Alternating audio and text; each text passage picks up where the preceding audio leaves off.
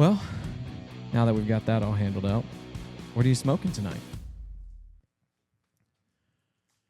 Back to the old fave. Back to the old fave. What is that? Oliva Serie V. Ah, okay. In honor of the weather finally starting to cool down a little bit. A little bit. It's just so minor. Well, today is kind of the last super warm day.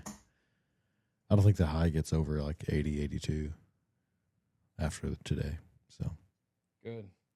I'm tired of the hot weather. And when it's 22 degrees outside, I'll be saying, man, when can we have some warm weather again? Because I don't like either one, if I'm being honest. I don't like it. I don't like either one. I don't like it to be too hot, and I don't like it to be too cold. All right, Goldilocks. I know. You really should move to San Diego at this point. Then I got to move to California. I'll pass.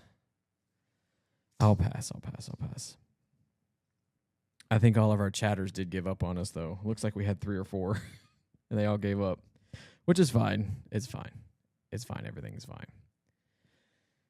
So we still don't have air conditioning. Someone asked me as I was walking in if we had air conditioning, and I still don't have air conditioning. You know, and I'm trying my best not to be upset about it because, in all honesty, it's no one's fault.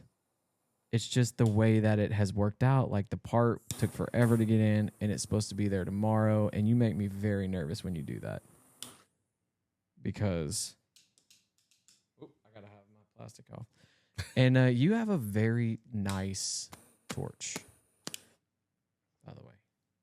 This is technically my torch for my smoked drinks.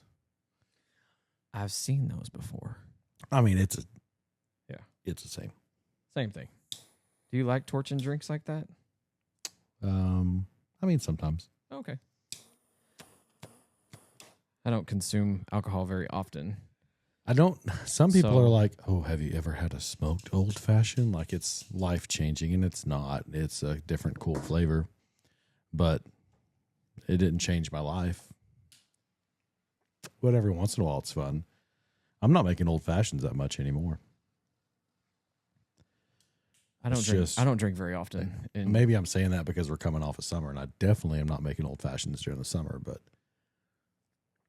if it cools down a little bit, but cooling down weather, man, it makes me want to smoke a cigar every single night, and that is not good for my health or my pocketbook because that's easily $100 a week.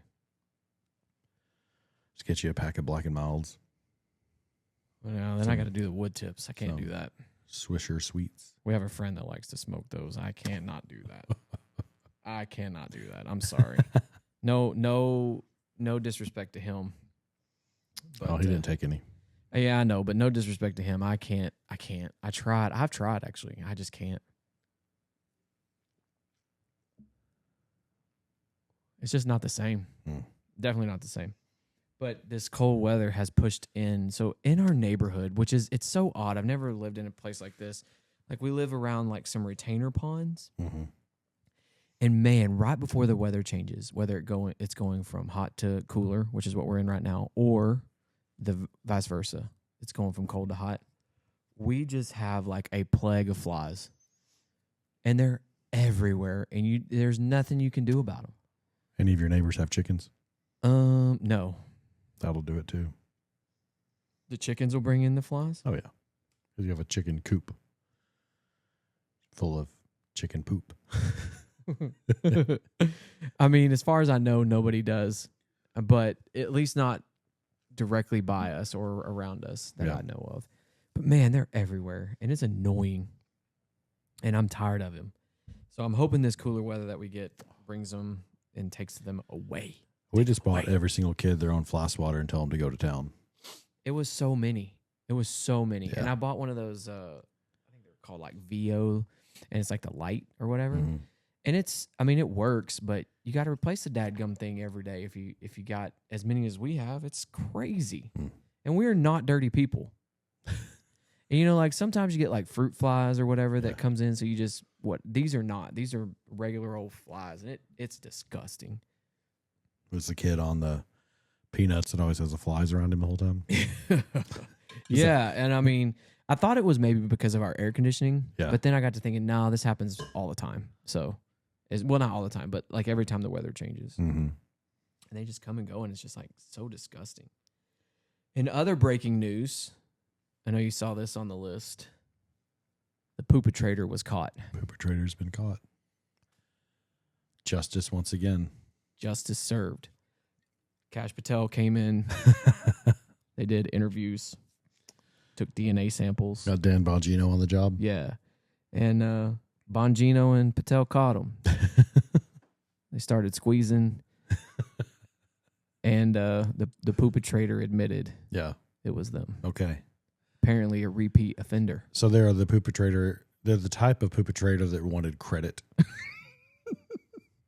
Did they get a perp walk?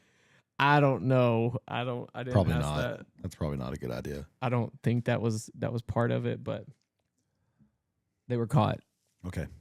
So I update. can rest easy tonight. Update Now that the poopatrator has been caught. Update to those following that breaking news story. They have been caught. We had our wedding. You know, I talked about the bachelor party a couple weeks ago. Not your wedding. Not my wedding. Wedding you but went we to. attended a wedding for my brother and sister-in-law. My brother-in-law, my wife's brother. And it was a grand old time.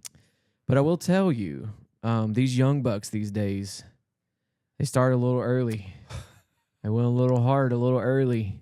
And I was worried about them. But they hung in there. You know, they hung in there. Much better than we would have. At that age, absolutely. Absolutely. They obviously had some experience, probably more than I would have had at that time. And so, you know, it was built a good up time. the tolerance. Yeah. It was a good time. I enjoyed myself. I may or may not have taken some pictures with cigars. You know, they did like the groomsmen game day walk. Yes. Yeah. And you know, they all those groomsmen listened, and they were like, "You have to have a cigar. Don't you have one?" I was like, "Absolutely, Yeah. absolutely. I have one. I have 7." Yeah. And so I went up and grabbed a cigar. It was a Carrillo for anyone who would like to know, which is a nicer mid-range cigar, and took a picture or two as I was doing my game day walk with my, what are those glasses called that like Air Force people call aviators? Aviators. Yeah, aviators. So it was part of the shtick of the wedding pictures. So Sounds like a good time. it was a great time. They had an In-N-Out truck. Didn't know that In-N-Out catered. Saw one of those in Vegas. Not sure if I was just super hungry or if it really was a good burger. I mean, it's all right. I'm not an In-N-Out hater. It's not my favorite.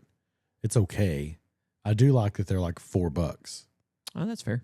You know? You got to add another dime piece to that for Whataburger. $14 for a cheeseburger sometimes. Yeah. Depending on what you get. Number 5, mustard and pickles only. Number 2, double meat, double cheese. See, I get some shade because people think I should do a number 2 and add bacon. Because the number 5 has bacon. Like, that's an all right idea. But normally I'm a number 5, mustard and pickles only. Which I did one time at a Whataburger in our town. Pull around and get a burger with just mustard and pickles. Okay. Between 2 pieces of bread. No meat. No meat. Why? No bacon. Why? Because I said mustard and pickles only. Okay. I didn't know? get the bit. I'm sorry. I did. And they actually, like, normally that means like no lettuce, tomato, onion. I could say that. I could say no lettuce, no tomato, no onion with mustard. But I just say mustard and pickles only because obviously I want the meat, the cheese, and the bacon. I thought that was understood at what a burger. Well, not what a pickle. Apparently not. Apparently got to be more specific. What a pickle. At that point I did. The worst thing about that one is I was home before I realized it. And then it's like, man, that's a lot of work to drive all the way back over there. Would you drive back though, or I did didn't. you? Okay, I just dealt with it. you just ate the. I didn't ate eat the it. bread, cheese, and or bread, pickles, and whatever mustard. That would be great though if you did do that. I was like, well, I guess I'm making something at home. At that point, it's just time to do that. By the way, I know we've talked about our wives a couple of times, and last week we talked about them, but my wife threw together dinner the other night, and it was the best dinner I think she's ever made. And I don't even remember what it was, but I just remember thinking like, it's so good. This is so good. How did you do that? And I'm not, like most guys are like, my wife is the best cook on the planet. No, you don't understand. Like, she is the best cook I've ever been around. And she can cook anything. And you should be jealous. Not you, but listeners should be jealous. The general listener.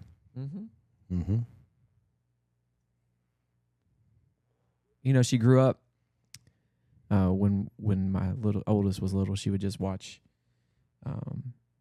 cooking shows. Yeah. And then just learned. And then she learned from Paula Deen. And then we got to meet Paula Deen in March of last year. We talked about that. And then, it's just magnified.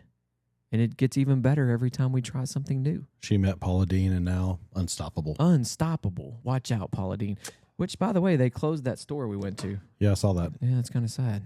Did we talk about that? We did. Okay. Speaking of the Poop Bandit, did you see that Johnny Knoxville's taking over Fear Factor? No. They're bringing it back. Well, I saw you put that on the run sheet. I got to say I'm not shocked by either that Fear Factor is coming back and that Johnny Knoxville is the host. He is an adequate host for Fear Factor. 100%. He'll do it right. 100%.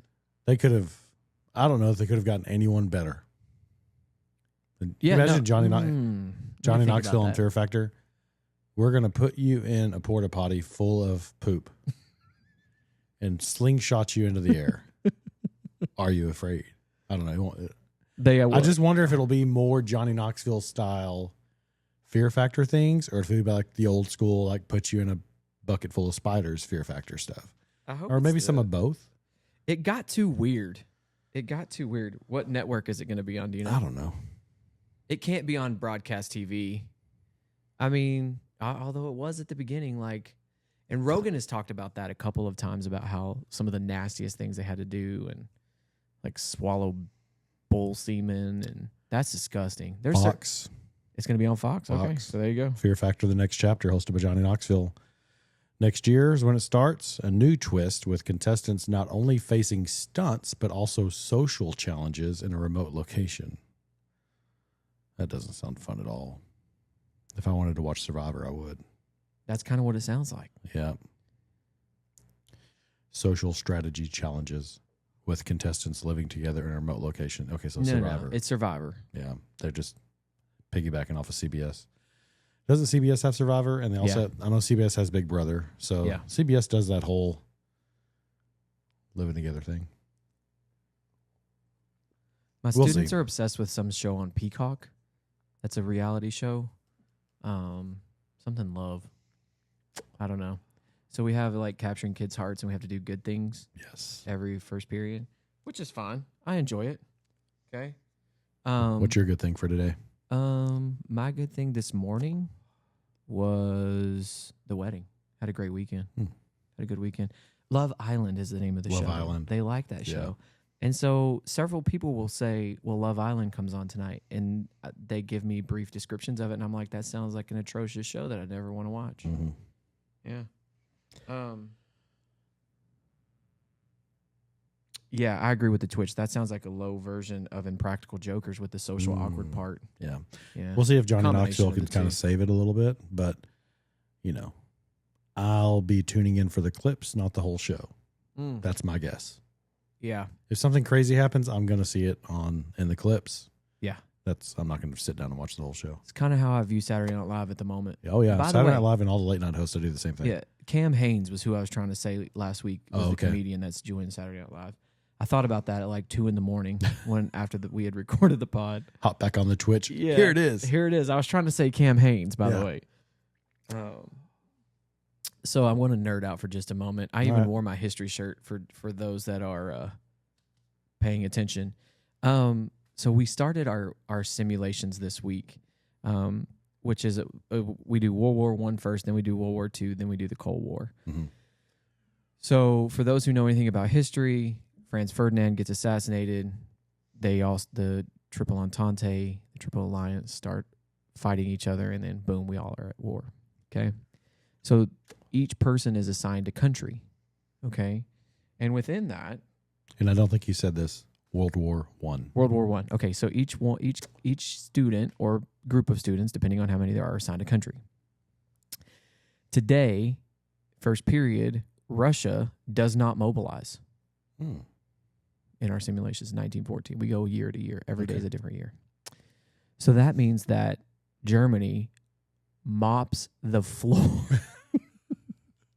with them, and all they have left is one small section. Well, when it gets to their turn, so like you get the Central Powers goes first, then the Allied Powers go, then the Neutral Powers, and then you go back. So they had already passed their turn. So then they come back and they're mobilized, but now they're stuck in this one section. And so I'm not sure how they're going to get out of it. I'm not sure. Well, then the second class period comes along and Serbia doesn't mobilize. I'm like, are you sure you want to do that? He's like, yep, that's what my objective says. I said, are you sure that's what your objective says? I'm the one that assigns the objectives. Sure. I know that's not what their objective says. Right. And he proceeds to say, yeah, I'm positive. I said, okay. Doesn't mobilize. The first thing that the Ottoman Empire does is goes and tries to back them up, but then Germany comes in and takes it over. And I was like, this is not going to end well for you. But I do enjoy that. I do enjoy that part of the year because it kind of brings it all to life for them. Yeah. And then it kind of, they remember this. Like we've already done one simulation. It was the Gilded Age. And it was kind of like a set. What they didn't know, though, it was a setup for this simulation. So to kind of get them through like, hey, this is how you work together. This was a preparation for this one that we're going to now. So it's going well. I'm really excited to see who's going to win. You'll have to report back. Yeah, I'll. Well, it ends next Monday. It's a week long. Okay. It's a 7-day, or I guess a 6-day one. 5. Well, yeah, 6-day because the last day is Monday of next week. So we'll see how it goes. I'm excited though. We'll see. Oh, were you affected by the outage today? I think everybody was because earlier I was just trying to get the game on and Hulu's not coming up. Oh no. It's up now, but just for a little bit. I couldn't get Hulu up, which is a problem. So got the TV out. My daughter runs a small business, and her Venmo account was frozen. So she was trying to move some money around, and Venmo was frozen. Yep. At school, we didn't have any issues, but one program we used was down. So it's not that big a deal. I can just edit what they need to get done, and they can do it tomorrow. But other than that, we were just traveling today. So we were flying back from Vegas. So it didn't do anything there. That would be my good thing for today is that I got. Are we going to start doing CKH on the we pod? We are. Oh no! I got on a Southwest flight that departed and landed early. Oh, so that's a good thing. Yeah, especially when you're coming back, because the flight back from Vegas, you add your 2 hours back that you gained on the way out there, so it turns into a 5-hour flight instead of a 3. Was it rough? You said last time it was turbulent. No, not this time of year, but you get that turbulence in Vegas because of the mountains when it's hot. Okay. So it was not hot. Watched a great movie. What movie? Okay, are you a movie guy? Yes, I always watch movies on the plane. It's my thing. I can't read. I can't look at text. And I've tried to work, but my work laptops are always, if you can see, like the big style laptop, which does not work on a tray table because I don't fly first class. But so I'll just have a iPad with my Bose headphones, and I'm gonna give me my Chex Mix, my ginger ale, and I watch a movie. So iPad, phone, iPad. Okay, yeah, I'm not a degenerate watching a movie on my phone. You got an iPad, it's like a big old screen. Why did you just do that? Anyway, it's got Kevin Hart and Bryan Cranston in it. Because I can't remember the name of the movie, so is that the one where he's called The Upside? Yeah, he's the quadriplegic. Yes. Yeah. So Bryan Cranston is a quadriplegic, and Kevin Hart is his caretaker, which he's not. That's not his real job, and it's the first time he's ever done that job. So it was a good movie. I thought it was a great movie. It was a great movie. I've watched it twice. I wouldn't have gone in. Yeah, I told my wife, she sleeps on the plane. That's her thing. And so I told her, I said, well, we need to watch this movie together. So I recommend it. It's a good feel-good movie. Got a nice little story. Got a couple twists in there. And it's funny, too. I was cracking up. She's like, yeah, no, I saw you laughing. And I was like, yeah, it's pretty funny stuff. But yeah, for a free on the plane movie, it was great. Like I wouldn't pay to go see it in the theater, but no. But it's just a good movie. You can turn that thing on. Is there a movie that you would now pay to go watch in the theater that you're like, man, I wish I'd seen this in the theater? We went and saw Tron Ares. How was that? Last week. I saw that. So it was a good movie to see in the theater because of the type of movie it is. On the big screen with the sound. And we got us and the kids all the D-Box seats that vibrate with you. And I did not know, and maybe not all D-Box seats do this, but they don't just vibrate, they move. Yes. So as you're flying through the air in Tron, you're like leaning this way, you're leaning this way, you're leaning forward. It's a little bit of a small scale IMAX experience. So it was, the storyline was extremely predictable. 20 minutes in, you know everything that's going to happen. And like you can just predict it. So that sucks. Kind of sucks. Jeff Bridges has a very, very much smaller part as compared to like the original is great. Yeah, so not a great movie, but it was great to see it, and the kids loved it, of course, in the theater with those seats.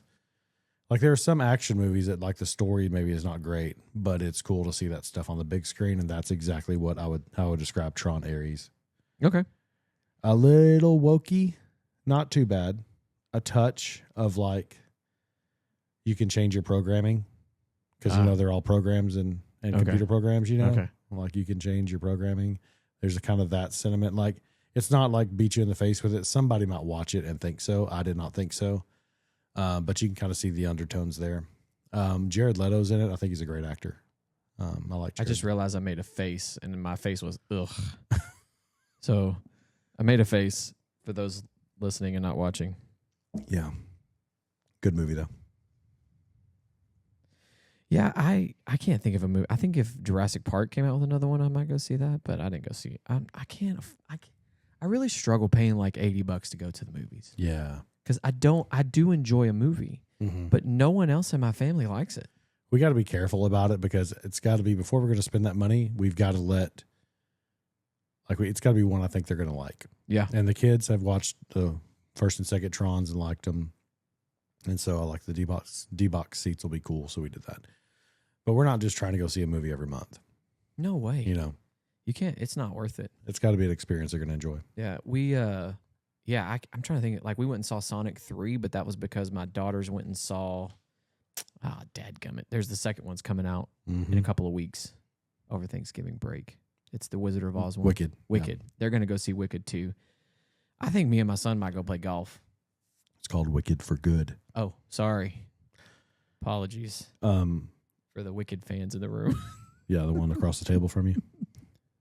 I know you're a musical that guy. already has their tickets bought for when it comes out in November. Yeah, you already have your tickets bought. Yeah, no lie. No lies told. No lie. Okay, well, pre-sale. Okay, got to get the good seats. Okay, so I want to talk about Vegas, but I also want to talk about the Cowboys first. Okay. These are a little bit out of order on here. Well, my Vegas story melds into the Cowboys, so that'll be a good segue. Okay. Or as Bush would say, segue. I fell off of those one time. Remember when he fell off the Segway? Yes, I remember that. I mean, but to be fair, we could have Bushisms on every episode. It's not the same as Biden falling off a bicycle. No, it's not the same. No, not the same. But the Cowboys look funny though, much better. Yeah, it was a good game. It was a great game. It was a fun game to watch. They found that they had a defense. Yeah, they had a defense. What against what's supposed to be a good offense? And for anybody who didn't watch the game, who's like, well, I saw that Jaden Daniels went out. No, he didn't get out till like for third quarter already started. Right. They were beating the brakes off him before that. Yeah, that game was almost over. Yeah. When Jaden Daniels went out, no one thought we might still lose this, except for the real ones who are Cowboys fans who know that I was not confident. No team is better at snatching defeat from the jaws of victory than the Dallas Cowboys. So yes, there's always a chance. We could have been up 60 on them, and there's always a chance. But especially when that sun is in their face. Good. Yeah, no, I don't understand why he doesn't put. Hold on. I know why he doesn't. Yes. Pause. We know why. I know why. Because it's a conversation piece, and if something gets distracted, then that's a conversation. Because he can't be told he was wrong. That's right. But dadgum. At least they lined it up right where, because the second half is when they're going to have it in a 3:25 game, in the afternoon game. Right. And at least he lined it up right where in the fourth quarter, the Cowboys didn't have it in their eyes. Correct. The Redskins did, because that's the name of that team. I didn't even think about that until you just said it. Are they going to change that back? No, I doubt it. I doubt it too. But in other sports, Stars are on a bit of a winning streak. I don't know what their record is. No clue. I know they've been winning. But there's your Stars 30 seconds. We did 30 seconds. That's why we 30 seconds on hockey. Hang on. Stars. Okay. 30 seconds on hockey. But and the Mavericks season starts on Wednesday. They play the Spurs. There's several people in the big media outlets that are predicting them to win the whole thing if they can stay healthy. Okay. So I'm looking forward to it. I do have it on my calendar and reminders when they're playing locally or on a TV network that I get. So I'm going to ask you a question that you could talk for 3 hours about, but I want like a 30 to 60 second Kyle response on this. If they win a championship this year, is Nico forgiven? Yes. Okay. Even though still we lost a franchise player. Yes, but you gained another one. Okay. The basketball gods were looking upon Nico Harrison. Okay. Because if you don't have Cooper Flag this year, your season's already over before you start. Yeah. So now If whether you don't that have was Cooper all Flag this year, you're the Hawks. maybe a little better than the Hawks because the Hawks are still terrible and they're not a great franchise, and they don't have Anthony Davis. No. Or Kyrie. But they did have Luka. Baldy. They did have Luka. They did have Luka, and then they traded him away for a day. But the easy, quick answer is yes, he's forgiven. Yeah, I would think so.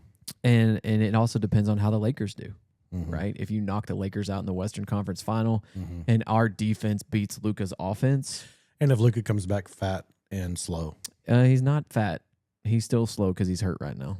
I know, but that was the issue here, right? Right. He didn't have conditioning. Yeah, but he played in the Euro something championships. Well, so they still got time to put it on. Yeah, so we'll see.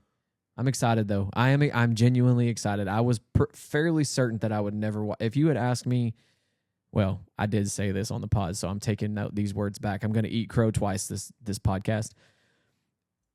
If you had asked me 2 weeks after he traded Luka if I'd be excited about the season going into this year, I would have said heck to the no. Mm-hmm. But I am excited. Okay, we'll see. We'll do. You'll hear it here on the Not Sports podcast. There we go. Vegas, how was it? It was great. It was a great trip. We've gone a few times this year. Oh, is this where y'all stay? Yeah. Well, that's where we stayed this time. Oh, okay. So, this is Mandalay Bay. It's at the south end of the strip. So the only thing this is not great about Mandalay Bay is it's a little far. We like staying kind of here in the, you can't see my mouse probably on the screen, but in the more center strip. But Mandalay's Bay is great because of this pool complex. So when we were there in the summer where we took the kids and we did our road trip and we stopped in Vegas for a few days so they could see where mom and dad like to go all the time. I'm listening. They loved this pool complex, and so much so that they were upset that we went again without taking them. And when you talk to them about where they want to go next year, they just want to go to Vegas. I'm trying to name other places we could go for our family vacation. And like I say, we like to do road trips and see a few destinations on the way. All they want to do is go back to this spot right here in Vegas. So, and there was other stuff we talked about on the pod, but I was interested because this whole year I've been seeing, and really towards kind of the end of the summer, a lot of chatter that Vegas crowds are lower, and people going as far as saying Vegas is dead. And most of that they blame prices, and so there's this article, it was on Fox News.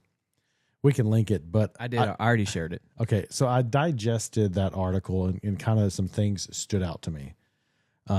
First of all, they claim, the person they're interviewing or talking to, that there's a $135 resort fee. I don't know any resort in Vegas that has a $135 resort fee. They all have all of them. All the strip casinos have resort fees, which is just a fee tacked on top of your regular nightly room rate. Almost all of them are $50. The two nicest by far resorts on the strip are the Wynn and the Encore. Theirs are $55 a night. Nowhere's got a $135 resort fee, but people hate the resort fee, especially the people that go all the time. To me, maybe it's because I've never gone to Vegas and not had a resort fee. We've been going, I went one time before me and my wife got married, but we went there for our honeymoon and we've gone back every year, at least once or 5 times a year since.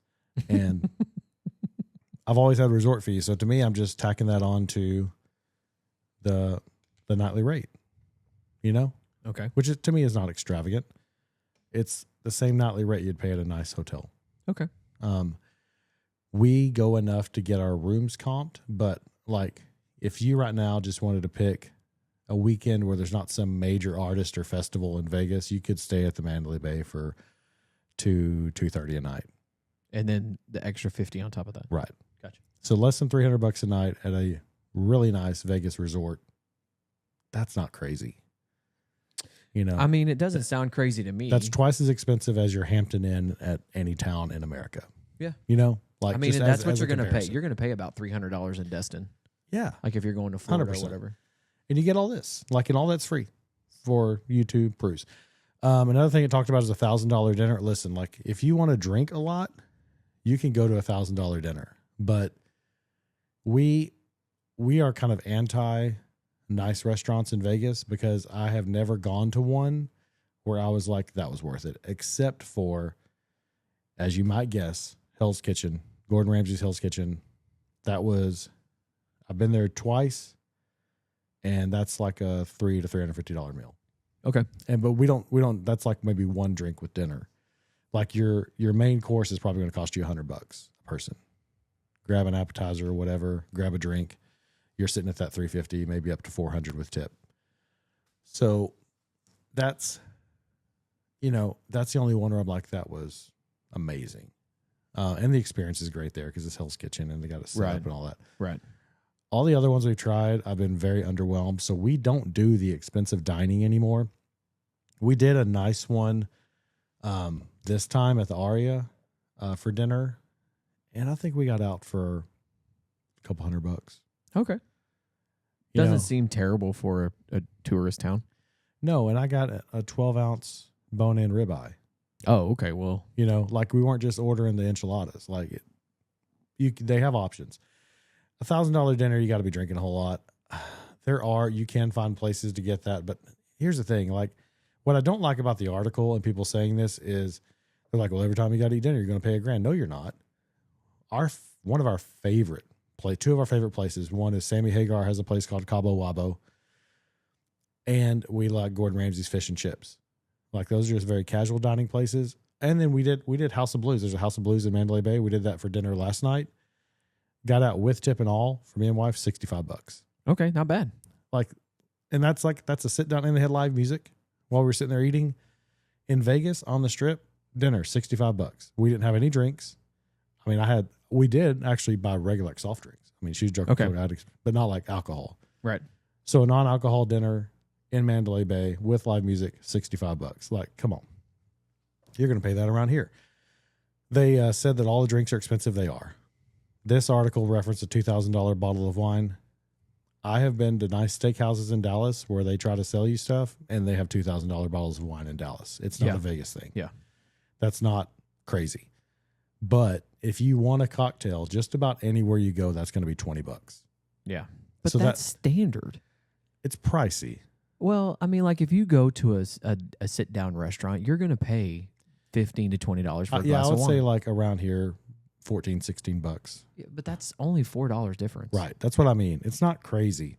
But if you want to start pounding away cocktails because you're in Vegas, like, buddy, you're not pacing yourself. You're not. And you can with you and a spouse knocking about your cocktails, and plus not to mention it's available to you at 6, 7 o'clock in the morning. Like it's not like you're waiting until evening. So, well, it's because like I never sleep in, and Vegas is a 2-hour time difference. So most of the time I'm waking up in Vegas with the time change, even with blackout curtains at 5:30 or 6 in the morning Vegas time, because that's 7:30 or 8 o'clock in Texas. Like I can't sleep past that. And so I'll go down and walk around and gamble.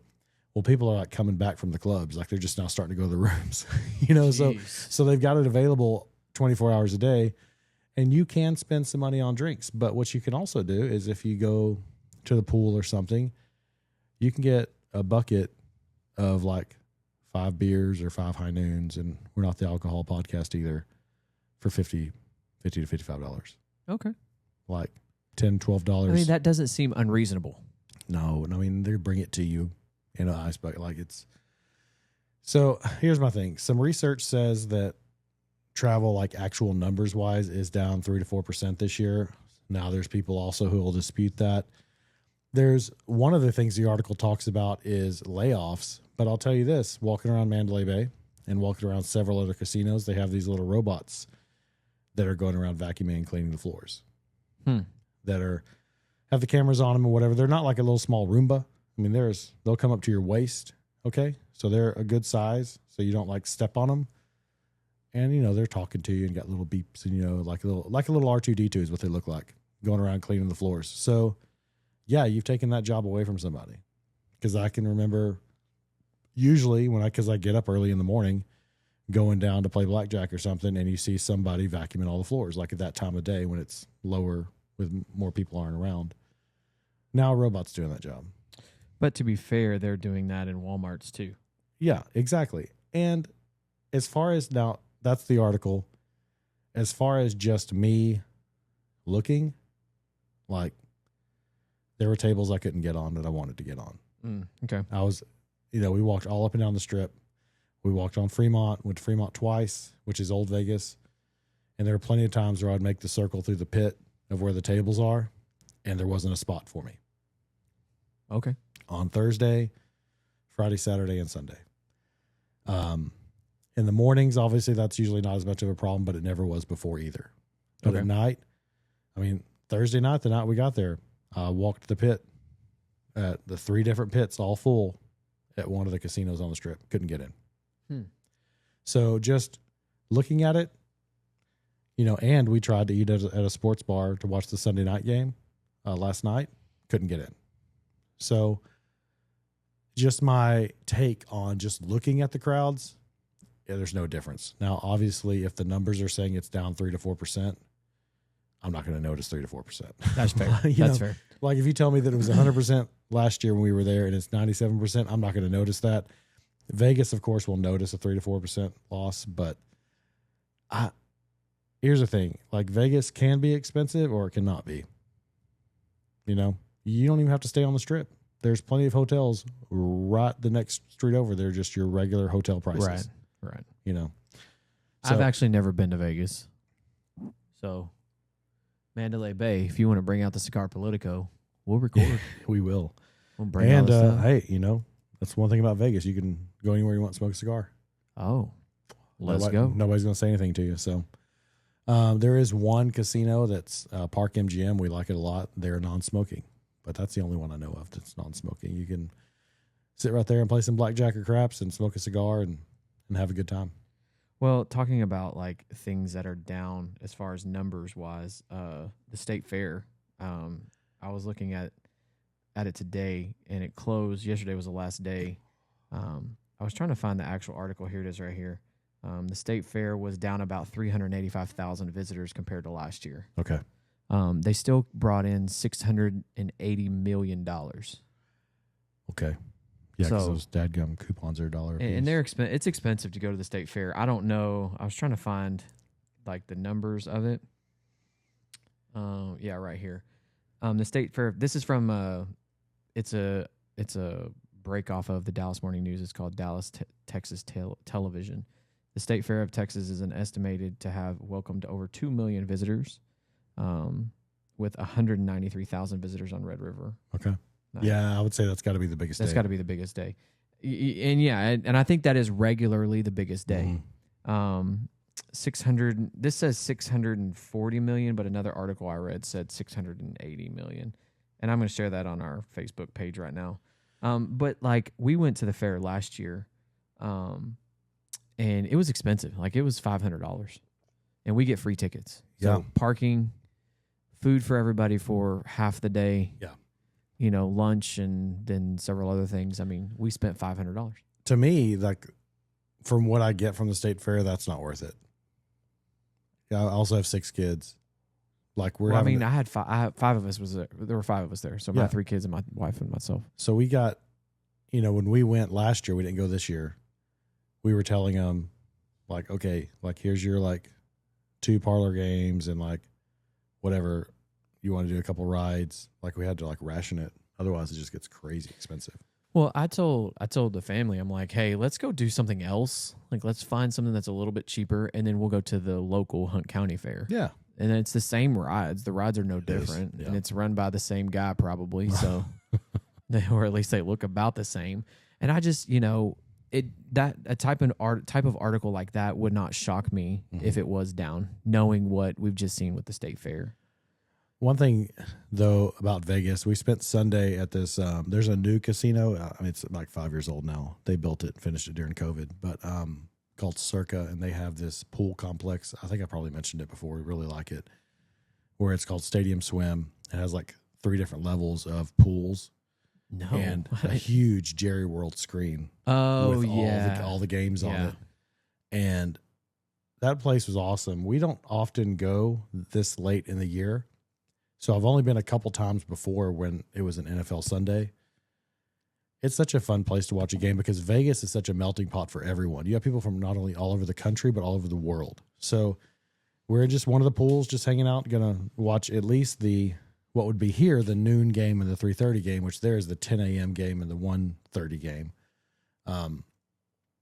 And some Eagles fans pop in right next to us. And they're, of course, the typical Eagles fans. They're obnoxious. God. Like they had the Eagles game on the big center screen, and this one lady the entire time was like, "Oh yeah, we got the feature game. We're the Eagles." Like just over the top. Yes, over the top. But I'll tell you that. But here's the thing: like it bothered me so much at first. I kind of distanced myself a little bit, and I was watching, the other games and plus the Eagles game, the Eagles Vikings. But after about the first quarter, I was sitting there just talking with them too, because I'm a realistic Cowboys fan, so I can talk trash about the Cowboys too. And then the Vikings started coming back, and I was telling my friends, I said, if Carson Wentz, the former Eagle, who some of those passes, dude, like if he comes back and the Eagles lose this, y'all are going to have to carry me away because I'm going to be completely over the top and obnoxious towards these Eagles fans who just lost. And then the Cowboy game came on, and thankfully, like the Cowboys showed out pretty quick and did well. So it kind of kept the Eagles fans quiet, and they actually left like at halftime. Yeah, of the Cowboys game. But what was the temperature outside? It was like high 80s, like 87, 88. Okay. In the sun, that's still fine, but also like these pools are heated. So okay. So you're good to go on that. But and it was a great time. It just shows like you can. One of the things people say is like if you travel outside of your area a lot, you learn that you can really get along with anybody, and that's kind of what I like about it, because we have those people from Philly, with us in the pool, but then also sitting right in front of us in the kind of a big couch area were some people from Spain, and so like they're of course big soccer fans, right. And so they're asking questions about football and how that works, and like how fandom works, and things like that, and then also at the same time giving us advice. So like, hey, if you ever go to Spain, he was like, there's this little town 2 hours south of Madrid on a train ride that you really have to go see. It's the most beautiful town in all of Spain. So you get that kind of stuff. Right. I really enjoy, like I love Texas, and I've always said I'll never move, but I like going there just to meet people from all over the place. Yeah. And it's like one thing we've talked about on the pod is when I come out with these opinions or my thoughts about how the country actually feels versus what the media tells you the country's feeling, it's because I did go to Vegas 5 times this year and talk to people from all over the country and the world. And right. It always at some point gets to politics, especially this time, because there was this guy in there from Arizona who was a Cards fan, which that game didn't go well for him, but he was a huge Cards fan, but he did the absolute best Trump impersonation I've ever heard in my life. like whatever the Cardinals would do or whatever any team would do, he would come and get his hands going here, like his accordion hands, Right. and start being like Trump commentating the game. And I was like, but you've got to put this show on the road. Right. Like, you're just as funny as any guy on the Vegas Strip right now. Like, you could sell tickets to this. It was so good. Like, he should sit and just like do like the Manning cast, right? But do Trump on the football games, and he would make $1 zillion. It was hilarious. Stream it. Yeah, it was hilarious. I told him, like, you've got to take this on the road or stream it or something, because it's just a fun time. We like the place. I'm a little bit sad that we don't usually go in the winter time, so we won't be back till probably April. So I'm kind of recovering from that right now. I mean, you can always go if you want to. I mean, we could. We're just really big pool people, and they close the pools, shut them down. They'll have like one tiny pool open, but it's not, probably expensive to heat those things too. Yeah. Where do we want to start? I kind of want to start with the No King stuff. Can we do that first? Yeah. Okay. So I accidentally drove through two of them.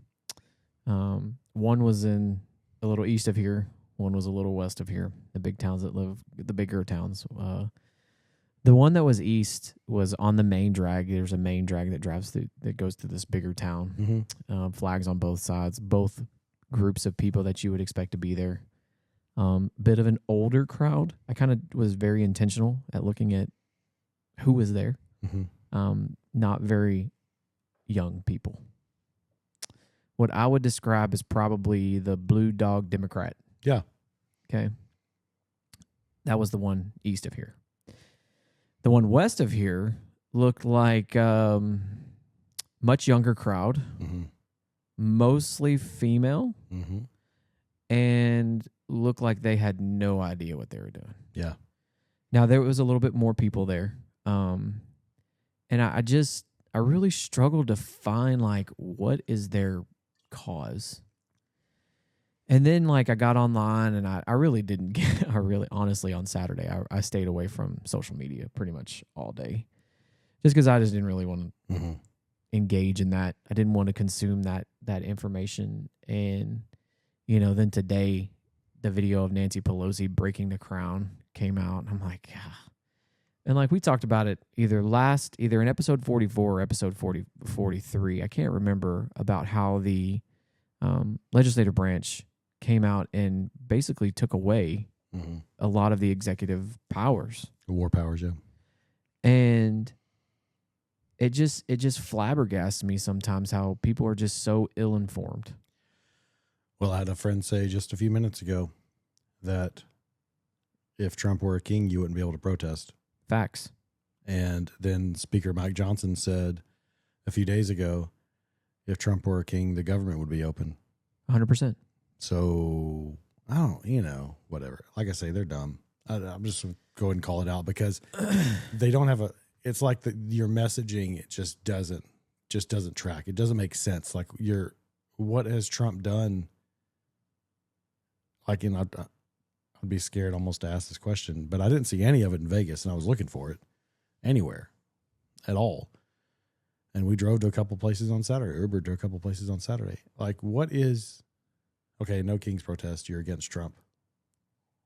Why is it no Kings? What is Trump doing? Acting like a monarch? I don't know. I mean, I know a lot of it is they talk about deportation, but Obama was the deporter in chief. That's what Department of Homeland Security bureaucrats called him, was the deporter in chief, because he deported so many more than Trump has. Yeah. Like, just learn some things. My thing is too, is like,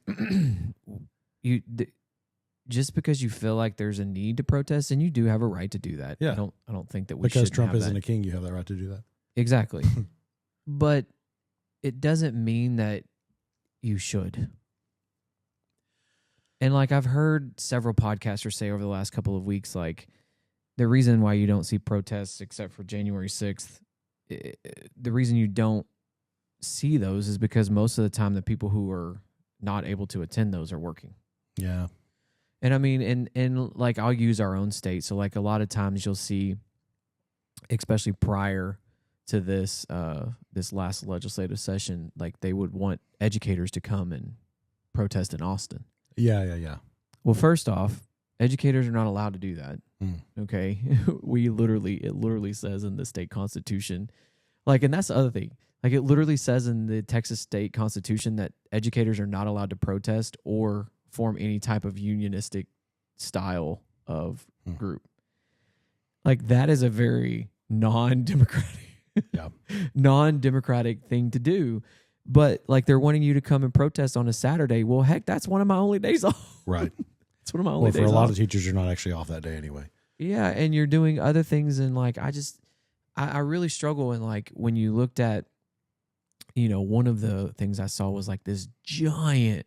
It took up the whole road. I don't know where it was. It was just an image I saw, and it was the Constitution, or not the Constitution. It was the Declaration of Independence. I mean, this thing was probably 50 feet wide by a couple 100 feet long. Mm-hmm. Like that is expensive. Yeah. Like, there's some funding going into it. Yeah. So like that's the other thing that I just don't really understand is like, if you have a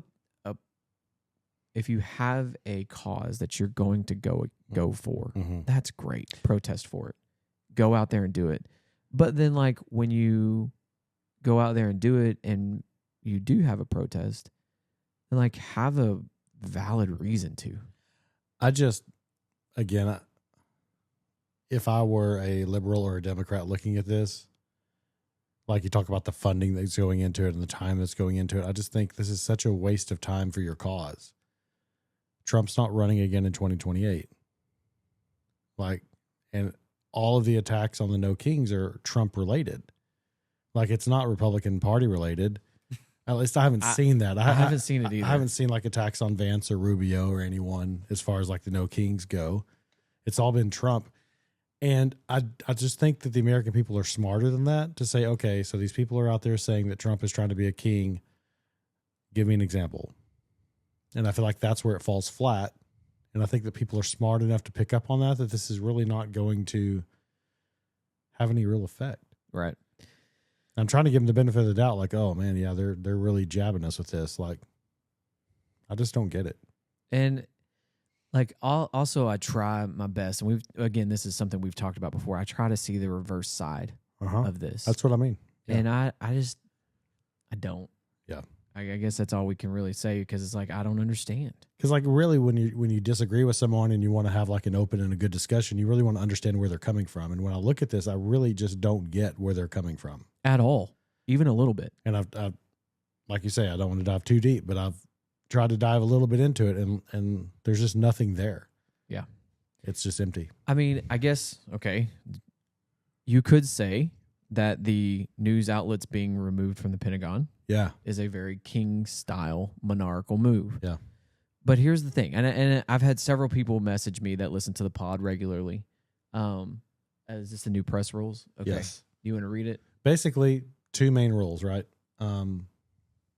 Journalists must acknowledge that they will not solicit or publish information not authorized for release, which is classified or what they call CUI, controlled unclassified information. So not to the level of classified, but stuff they also don't want out there. That's rule number one. Rule number two, access is further restricted throughout the Pentagon, with reporters needing escorts through some areas. My 5 seconds on this. I have no issue with number two. I don't need just reporters like having all access to the Pentagon. I have no issue with that. Some things have to be secure. Reporters don't have all access to the White House. They shouldn't. Yeah, I really have no issue with that. Number one, I don't like it.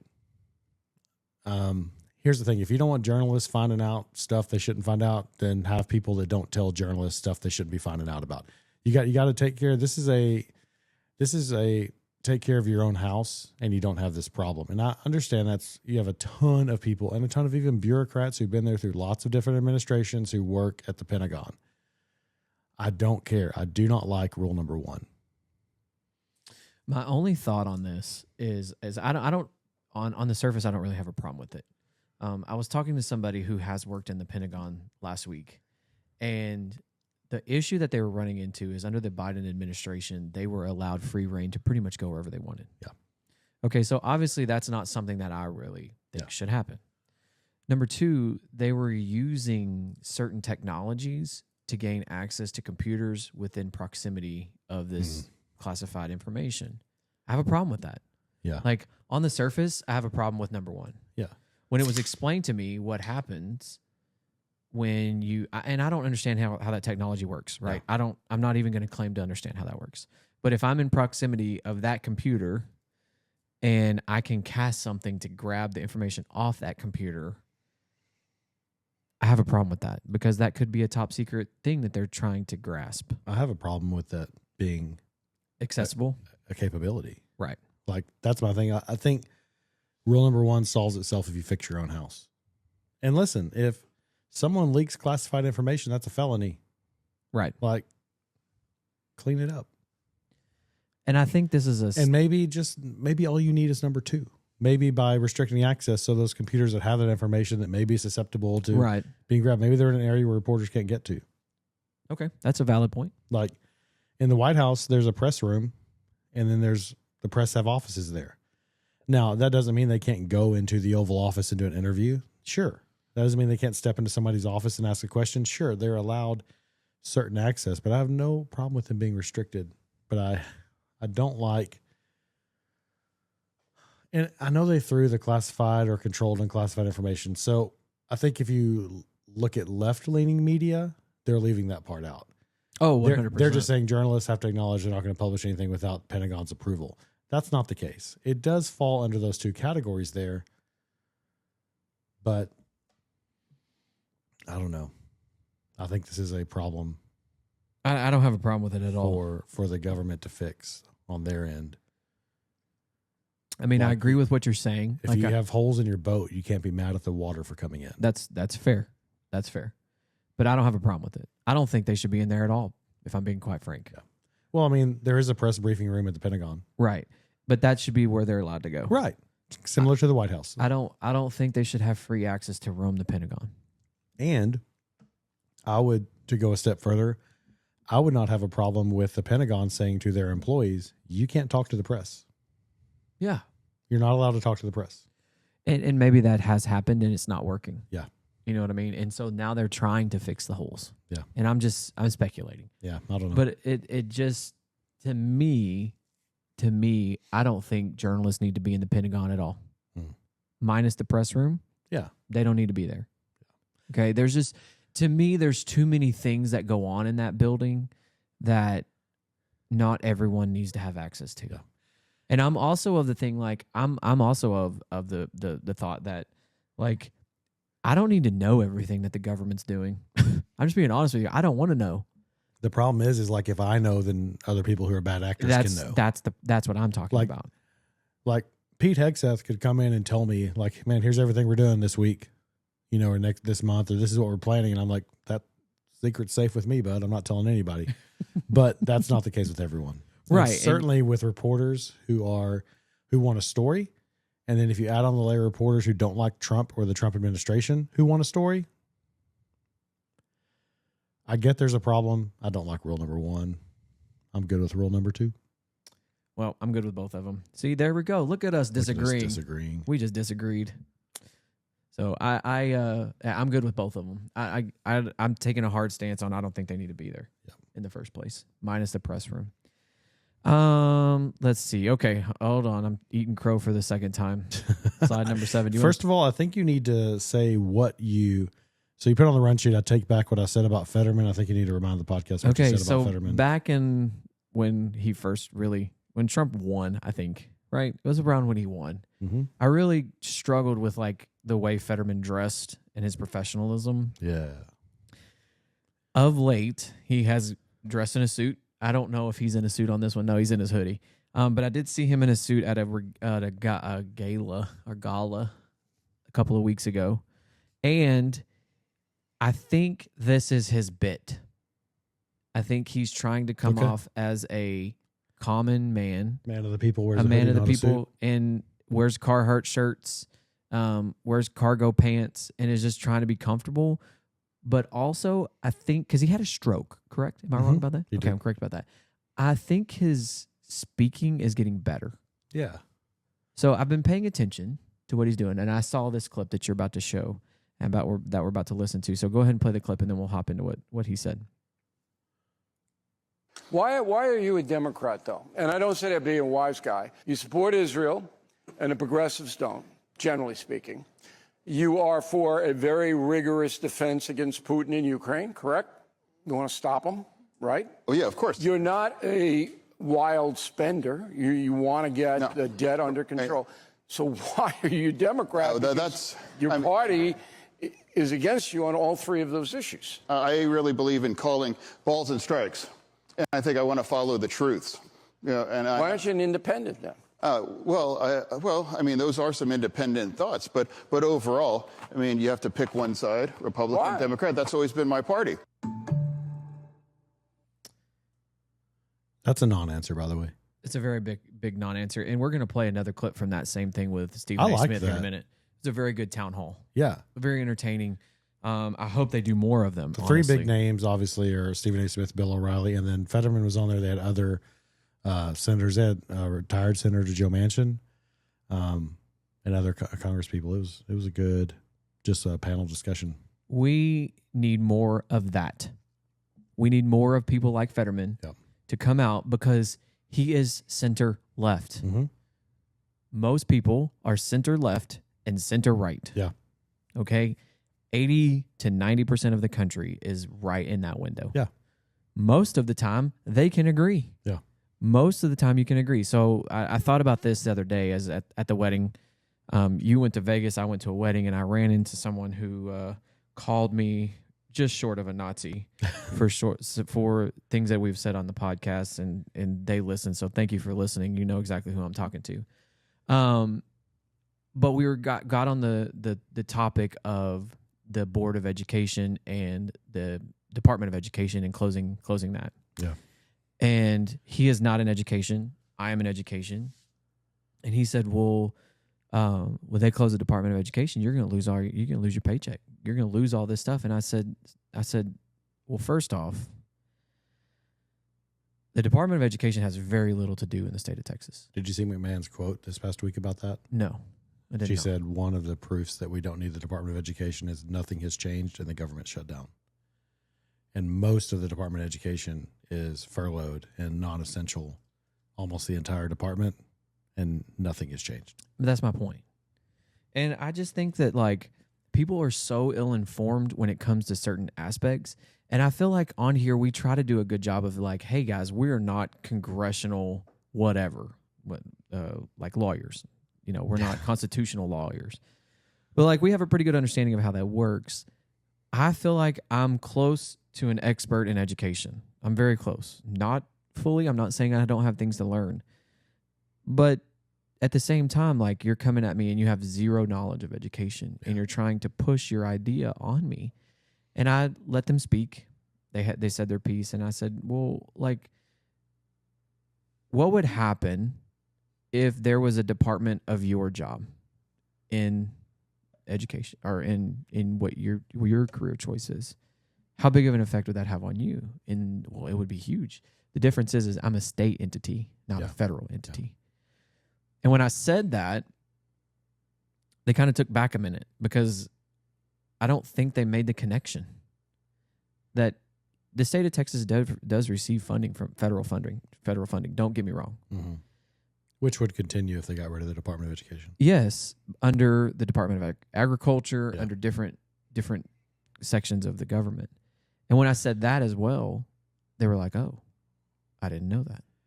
So you have been posting on Facebook. I've seen it, posting you on Facebook.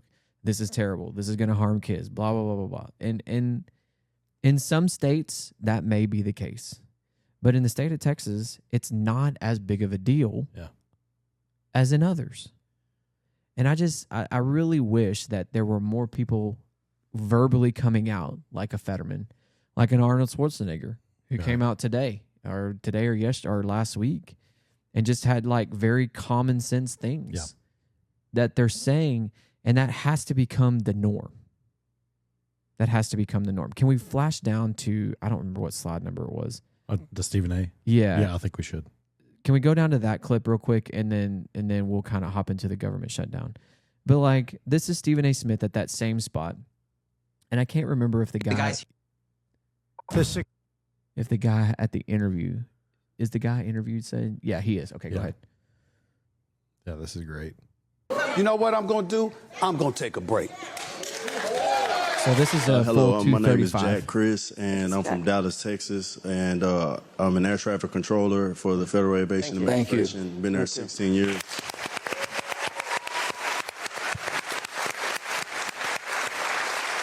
I've also been through the Obama shutdown and also the Trump shutdown in the previous. And my question is, under the current political climate, do you think that this shutdown could actually be longer than the previous shutdowns due to the external pressures, political pressures that we're having an effect right now? Because I am actually driving DoorDash when I get off work just to kind of make sure I can pay for my daughter's tuition. I don't think Washington understands how ticked off we truly are. We're listening to this kind of stuff while a young man walked up to the microphone and said that he had to leave here to go and work on DoorDash to help pay for his daughter's tuition. Meanwhile, everybody up here getting paid. But he ain't. Is this kind of stuff right here? That's how you know, and I'm not accusing any of you directly or personally of feeling this way. I'm just talking about the apparatus that is Washington, the nation's capital. This is why you have so many Americans, excuse my language, so pissed off at Washington, because somehow, some way, you get to have these conversations, engage in specific elements of it to talk about what we need to do to get things better. Our debt is $37.8 trillion. Somehow, some way, the taxpayer's been paying this, been throwing money, because we all look at our check, and it's been going to the government. And somehow, some way, you're supposed to be doing something constructive and productive enough to make sure that we don't have that kind of deficit. It isn't happening. A government shutdown is going on right now. A man has to work on DoorDash when he's really an air traffic controller that we applauded. And we're up here talking about how much some money is going to cost. And the only person that don't have a check coming is him. You know what I'm going to do? I'm going to take a break. All right. We'll go to the audience. It gets me fired up. Yeah. And he's right. And the thing is, too, is there's been so many times that I've seen, like, Washington views the rest of the country as a flyover. Like, a lot of times they don't see that. They don't see what their constituents are actually saying. And, like, this guy's an expert at air traffic control. Like, he has 16 years of experience. He's good at, I don't know that person from he could walk by me and I would not know. Right. But if you've been working somewhere for 16 years, you're an expert in that field. Yeah. And we need you to be doing your job. From Dallas, one of the busiest airports in the country. And he can't. Yeah. And he can't because he doesn't know if he's going to get a paycheck. And I promise you, he's still showing up. Yeah. And so that's the kind of stuff that I get frustrated with. Not necessarily because it has a direct effect on me, because it doesn't. I mean, not at this moment. But I did see, was it Polymarket? Is that the one that you talk about? That's the thing that they're predicting it'll get to 45 days. Okay. We're only at 20. And I just don't like talking about government shutdown because I don't feel like I know enough about it to be able to speak intelligently on it. But at the same time, when I see something like that, when Jim Jordan was up there, he's getting his paycheck. Congress is still getting their paycheck. Right. The government officials are still getting part of their paycheck, but people like the FFA, TSA, I said FFA, FAA, TSA workers, a lot of parks are being shut down. And so those people are being furloughed in the military. Yeah. Now, I was told that the military did they get their checks on the 15th this time? I don't know. Or did they fund it through the Department of... They tried to, and I know one of their attempts got shut down by the Democrats. They blocked it. Well, and just before we came on air, the Senate was holding a vote on a House resolution and it didn't pass. It didn't pass. It's the 11th time they've tried to pass a resolution to fund the government and it hasn't passed. And I just don't get it. Like, I don't understand, like, okay, we're the talking point is healthcare, right? Is the expiring tax credits that we talked about episode 1 or 2 ago. But at the same time, like, you've been offered a deal several times to renegotiate that, if I'm understanding correctly. So they tried to pass a resolution to get the military paid. The Democrats blocked that. It didn't fail. It failed. So Trump signed an executive order on Wednesday directing the Pentagon to ensure active duty military personnel are paid. Despite the government shutdown. It just doesn't make sense. Yeah. Like, this is one of those things. And again, another reason why I don't particularly like talking about government shutdown is because it's like, what are you gaining by this? Yeah. You're already losing. Like, right? You're already losing the battle. Yeah. Okay. Your No Kings protest, okay, you can maybe consider that a victory if you just look at sheer numbers. Maybe you could look at that. It did grow from No Kings 1 to No Kings 2. I did see that there was more participation. Okay, so maybe that's a victory for you. But, like, this is, like, they keep saying, well, the Republicans are the ones shutting the government down, except for the Republicans don't control the Senate or don't have a majority. They don't have 60 votes. Okay. They have a simple majority, but they don't have the 60 they need.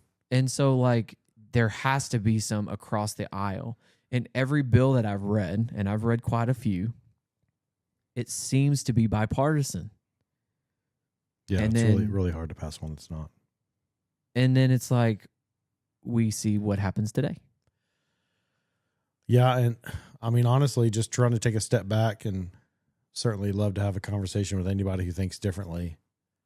The Republicans have the upper hand here. They're just trying to pass a clean spending bill at the spending levels that were passed by the Biden administration for the Obamacare premium tax credit enhancements to expire at the date set by the Democrats when they passed that under the Biden administration and the Democrat Congress when he took office. Right. Like, what they're trying to do is just continue 2 laws passed by Democrats. And that's it, what they call a clean bill. No extras, nothing else added, just fund the government so we can let the appropriations process take its full course over the next, I mean, it ends in November. We're just only a month away now. It used to be 7 weeks. Now it's just 4 weeks away. And I just don't see a way you could look at that and say that the Republicans don't have the better cause by saying, hey, all we're trying to pass is just a standard, everything we're paying for now, we're just going to keep paying for. We're going to let the appropriations process take its course through the end of November. Then we'll pass a longer-term funding bill. And the Republicans have said to the Democrats, this thing you want about the premium tax credits expiring, we can look at that in the appropriations process, but we're not tacking it onto this bill. Nobody likes it. Nobody likes either side in the government shutdown. I think, first of all, it's gone longer than I thought it would. So I'm already wrong there. So maybe I'm wrong about this too. I think at the end of the day, Republicans will win. You won't see those premium tax credits extended or made permanent. They're not asking for an extension. They're asking for them to be made permanent. You won't see that happen. And Chuck Schumer is going to have to go to 7 of his Democrats and say, I can't vote yes, but I need you to take one for the team and vote yes. Republicans that are safe in more moderate districts.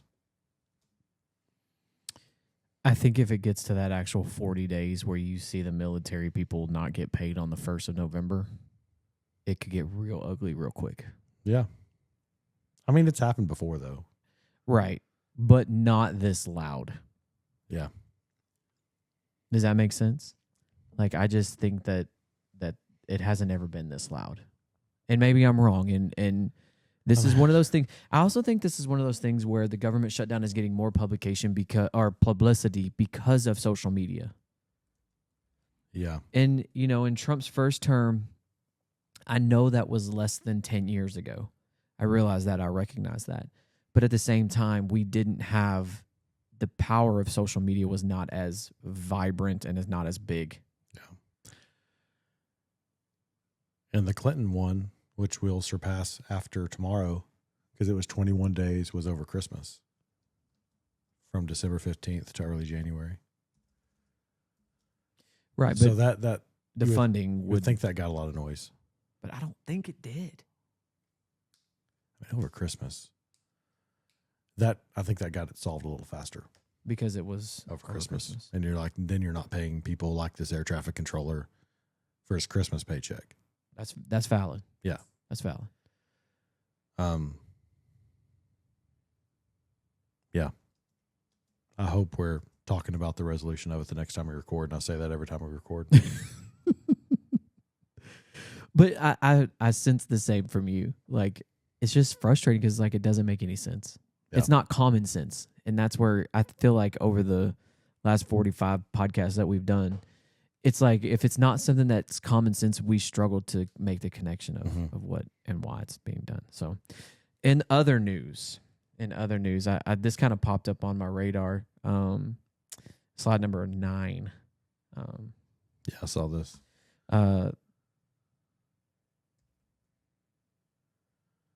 Are you gonna? I don't know if I don't remember what it was. Yeah, I've got a little video. Okay, cool.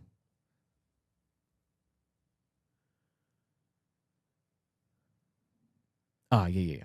Gonzalez Independent School going to court to keep an 11-year-old out of the classroom because of his past confession to a killing.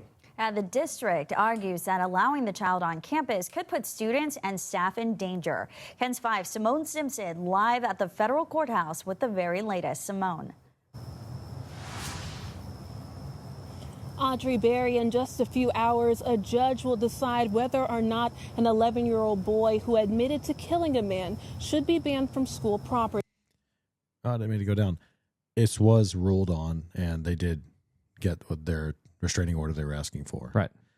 What struck me about this is not so much the school asking for it and getting it, but the fact that because this kid was 7 years old when he did this, there was no trial, there was nothing. Texas does not allow someone to be charged with a crime until the age of 10 years old. Correct. I don't know how I feel about that. Like, I get it. Like, kids do things, and like, you definitely don't want a kid who like just makes a huge mistake as like an 8-year-old. Like, I have kids.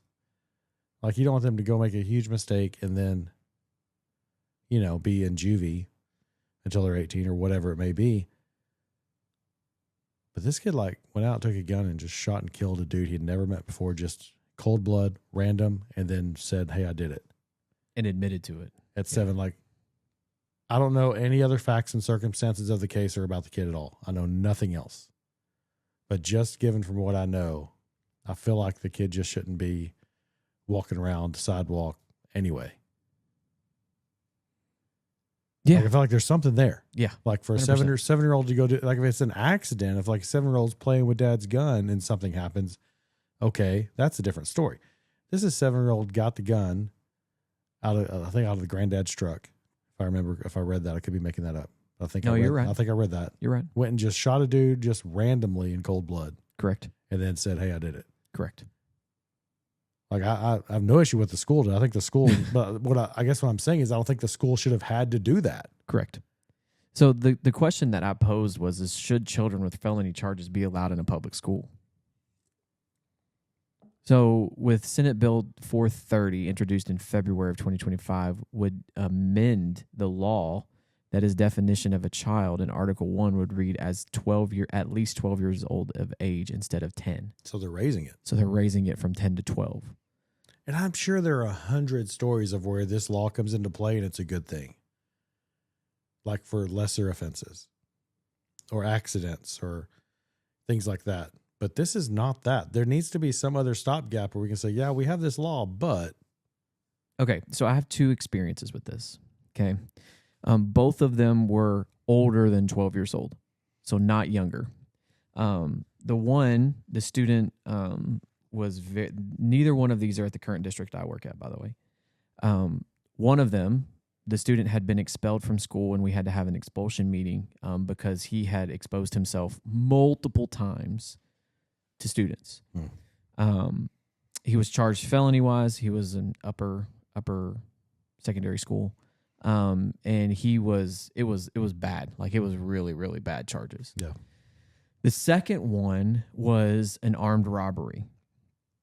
And this child had taken a gun from his mom's house and gone and robbed a store locally, was caught on camera. And then there were felony charges pressed against him because I believe he shot, but he did not kill the owner of the shop.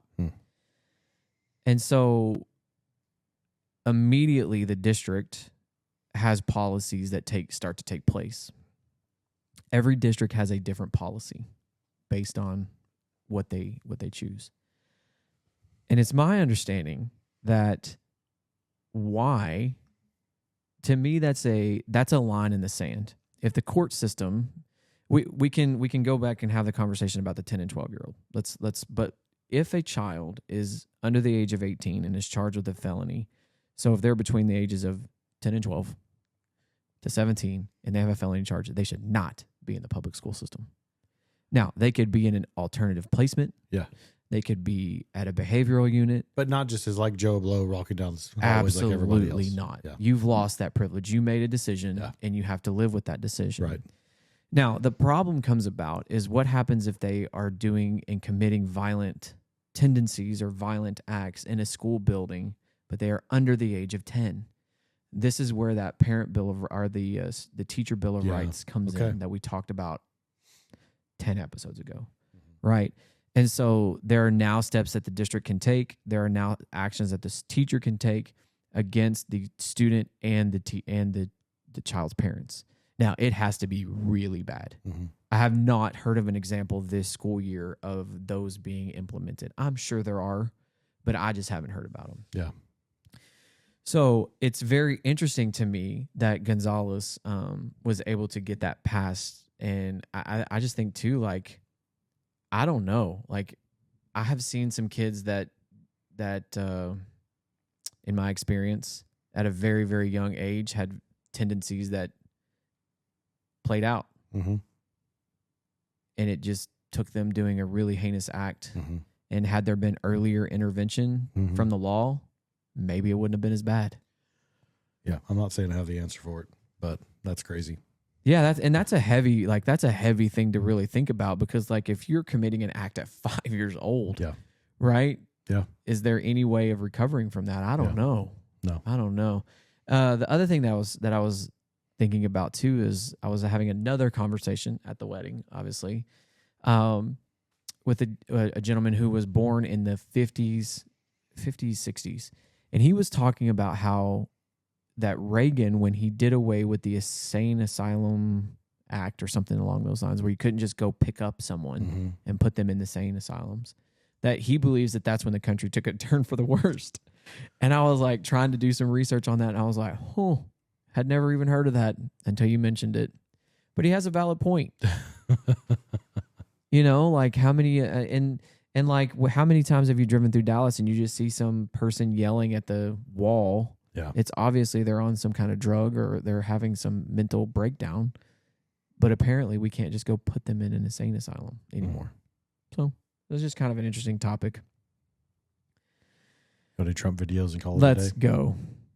All right. So we started this a few episodes ago, but based on the number of our podcast, we are showing 2 videos from the president that shares that same number. So this is episode 45. Trump, first term was President 45. He'll be one of 2 presidents to have 2 different non-consecutive terms. So this is the first video. I think I did funny first and serious second. This is long before his first campaign. This is 2004, so 12 years before he was elected the first time. But I think classic Trump, and shows what Hollywood thought of Trump before he started running for president. This is one of my favorites. The guy's here to fix the leak on your solid gold faucet. Send them in. This place looks like the Liberace Museum. Hey, I'm the prince of this city. When you're in my office, you treat me with respect. Who did your decorating? Saddam Hussein? I'll have you know this is all very classy stuff. And that painting of the tiger and the woman has got me laid on numerous occasions. I didn't know gay dudes like tiger paintings. Hey, you've that's a crossed the foreshadowing. line. I've killed people for less. Looks like you killed a squirrel to me and put it right on top of your head.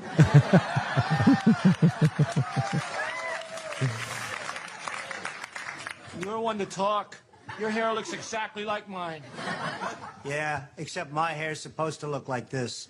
I'm a janitor.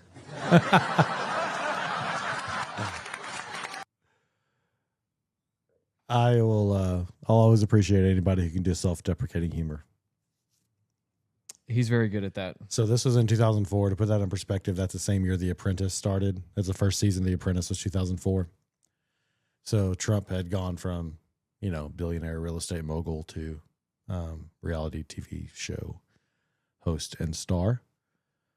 He was on SNL one or two more times after this before he was elected president. But to me, that's some classic Trump right there.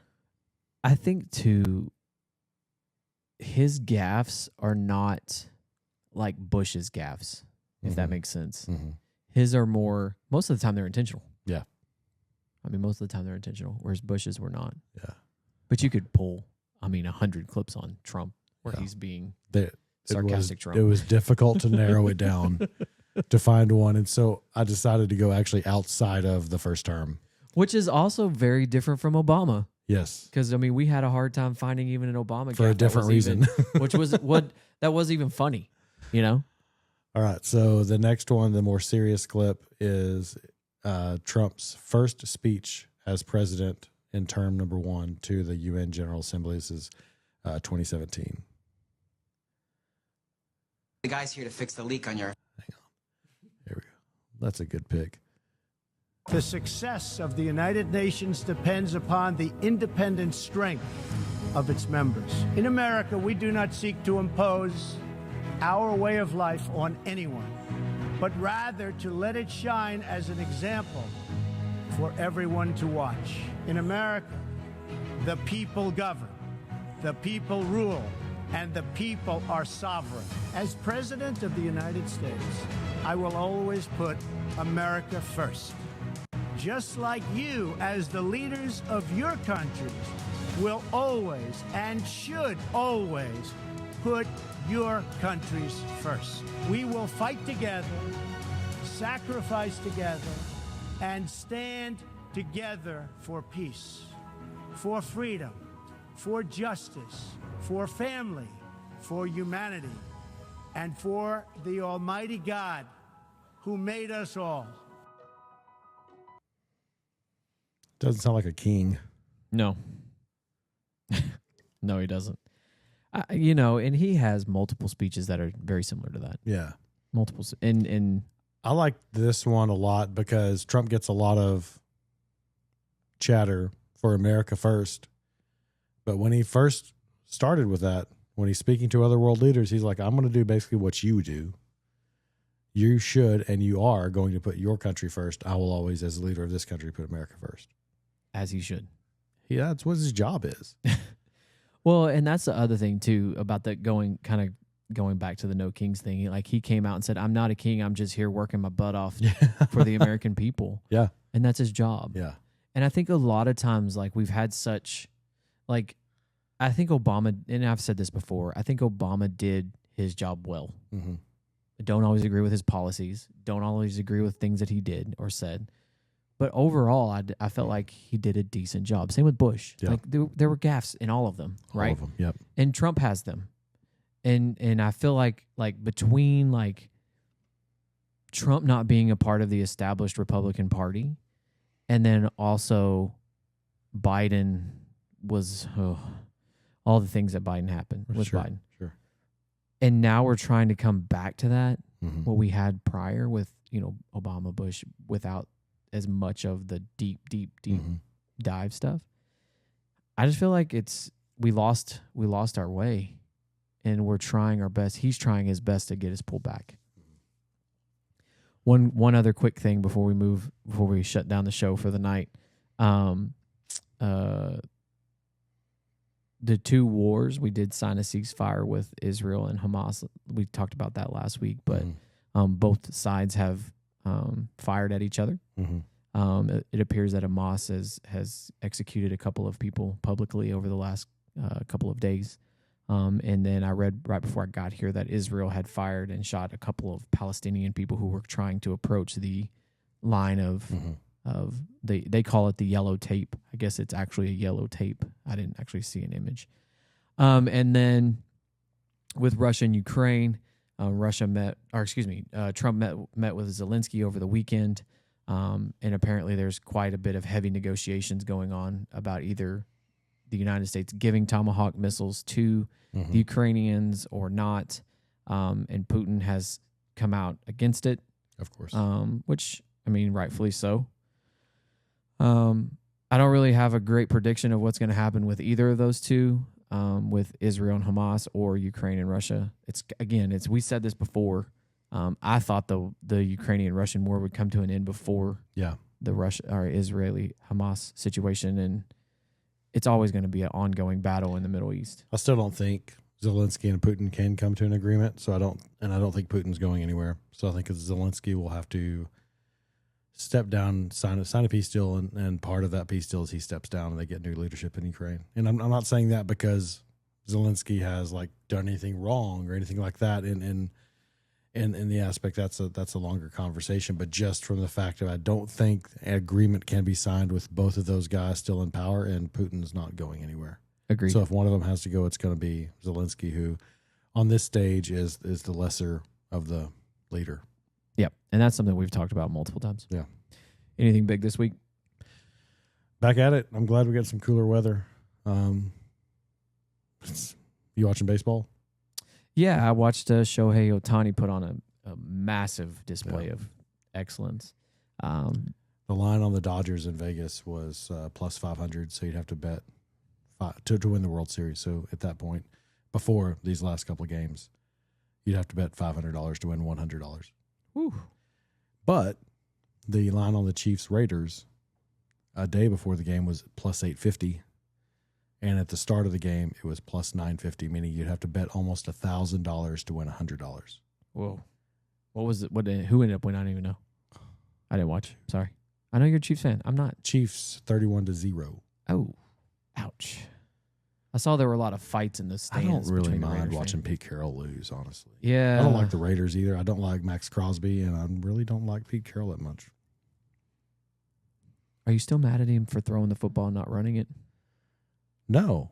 I'm mad at him for the playoff game with the Romo fumbled hole on the field goal. Yeah. Which has nothing to do with Pete Carroll. It's just why I'm mad at him.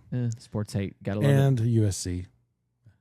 Yeah. You know, as a Texas fan. Yeah. I can be mad at him for USC. Yeah, that's fair. That's a fair sport hate. I like fair, it. I can buy into that. Sport hate. So my second favorite NFL team beating Pete Carroll is also a good day. Great day. Volleyball's coming to an end. We did have our first tournament yesterday. It was not terrible. Not terrible, which is a good thing at the beginning of club volleyball season. But regular school ball is coming to an end. We have our last games this week, and then we run into the playoffs the following week. At some point, I'm going to have to get a board. We're going to have to get a whiteboard up there. No, actually, you can just put an image on the slides and... Well, it's complicated. It's too complicated. I'll have to draw it out or something. But hopefully we'll have a resolution by the time we record of what it looks like. But if not, I will do a full breakdown. Okay. On Sunday when we record again. I apologize to the people who normally listen on Twitch and interact. We had some technical difficulties. Hopefully we'll have that fixed by next week. Squared away. But as always, man, have a great week. You too.